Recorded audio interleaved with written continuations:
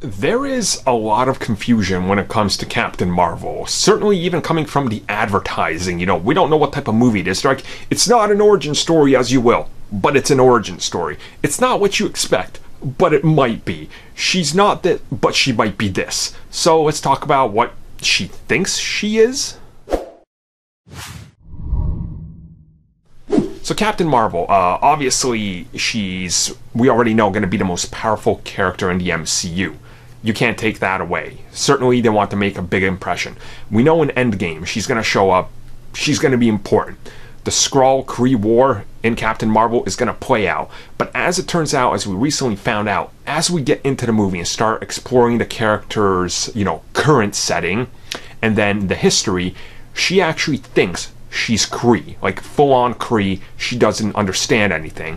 And then as a event unfolds, things aren't looking so good. So she starts to want to figure out why she's having these weird memories, and maybe she's not KREE as she's been led to believe. So I think this clearly explains, one, the amnesia, two, her always being like in all the scenes we see in space, and three, kind of explaining what type of story we're getting here, right? She's clearly, as I've been saying from the beginning, been mind-wiped and indoctrinated into the KREE, right? They're trying to use her power and unlock something in her, probably her binary, to win this giant intergalactic war, and they're abusing her.